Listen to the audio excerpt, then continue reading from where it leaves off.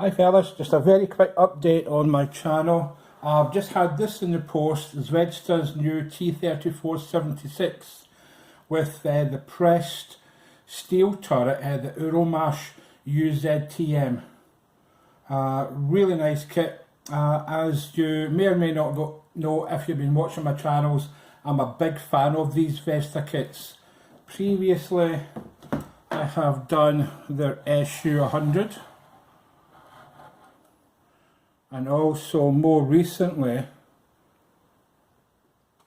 the T-34 85. Now these are lovely kits, very well detailed, link and length tracks, absolutely a joy and very reasonable as well. 25 quid you can get them for, or even a wee bit less than that sometimes. So these two both have basically the same chassis, and the link and length tracks are identical as well, as they are with their new kit as well.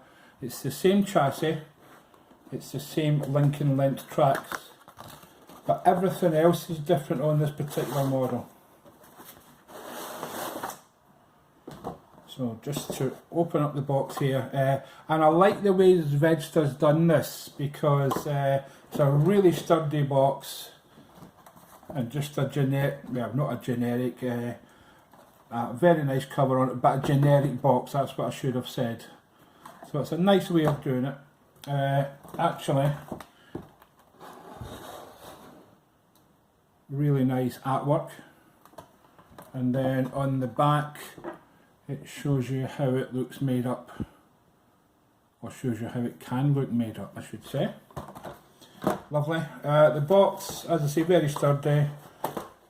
They always come in one big poly bag, one big plastic bag like that. Some people don't like that because they think the plastic can get scratched and gouged, and I don't think that's ever going to happen, or you're going to be really, really fussy if you see anything in that. You've got your instructions. You have a nice colour lithograph of the decals and the paint schemes that they recommend. So obviously 4BO, Russian green, and they do a winter colours, a winter white colour. As far as I know, this is some kind of school or university or something that's paid for this tank, which is what they used to do during the war. It was sponsored by factories and schools and things like that, and I think that's some kind of Russian hero from back in the day, as far as I know. But you can keep me right in that. The decals are nicely printed as they are previously. They're nicely registered, and quite thin decal sheet as well. So nice. You get a piece of string for the tow rope. You get a piece of, in fact I'll open this up so you can see it better. A piece of mesh for the rear engine air intake.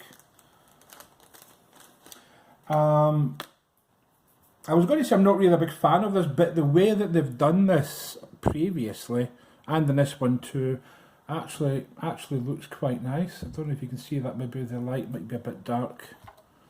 Let's have a look.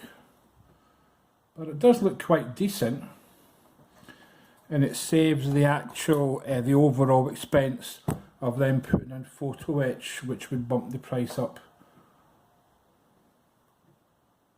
So it is quite decent the way they've done it, I think, and I'm happy with the way they've done that.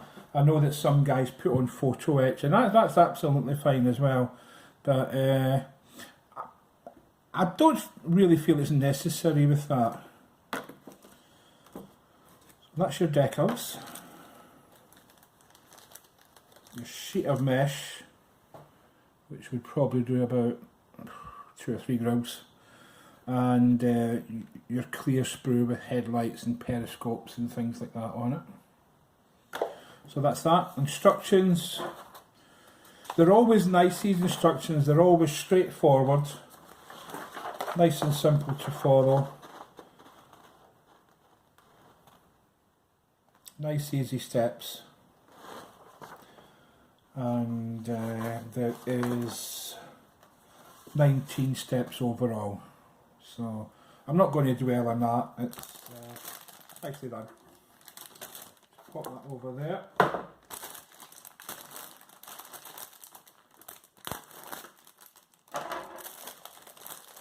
This is just a real quick review, I'm not going to spend a lot of time on this.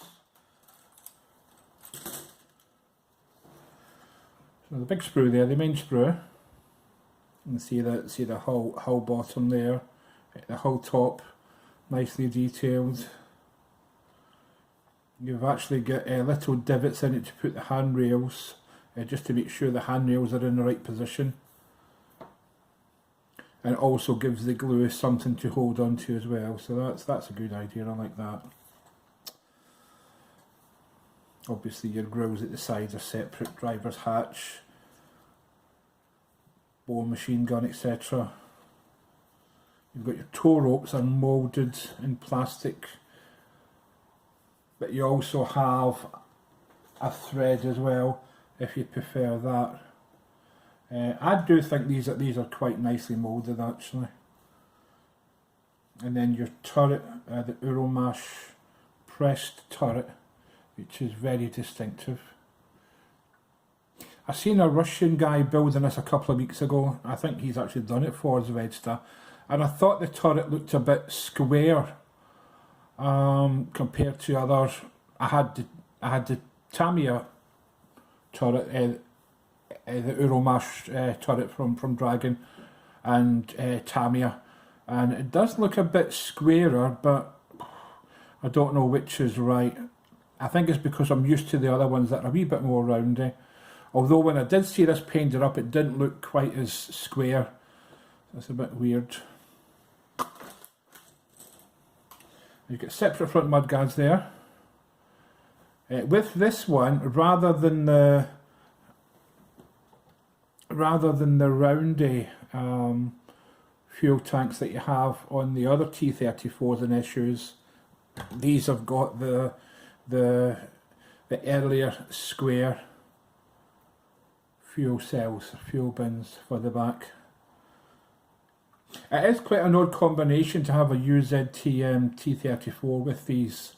There were some made, but it is quite unusual. They generally had the cylindrical fuel tanks. Again, just checking out the details here. The spare track links are really nice. That's the rear engine deck, and you cut the mesh to shape, you stick it in with super glue, and then there's another piece here that fits underneath and holds it all together. So it is quite nicely done. I do think the etch is better, but it would bump the price up, so it's more than adequate. The wheels are always nice as well in these newer kits. Although I feel the way that they've done, and I did notice this on the Russian guy's video, the holes, the relief holes do look a bit faint when you compare it to the old Tamiya wheel from 30 odd year ago. These are actually, I think these holes are nicer, although with a wash it would probably stand up quite well. That's a Dragon one, and you probably can't see it in this camera by comparison, but again the holes are nice. And this is a half spider Dragon wheel, and again the holes are much nicer, much sharper. But these ones, as I say, with a wash they should be okay. But the bolt detail and the nuts and stuff are really well done. So there's 5 sprues of these. There's 2 Lincoln length tracks. Again, these are the same as all the other kits.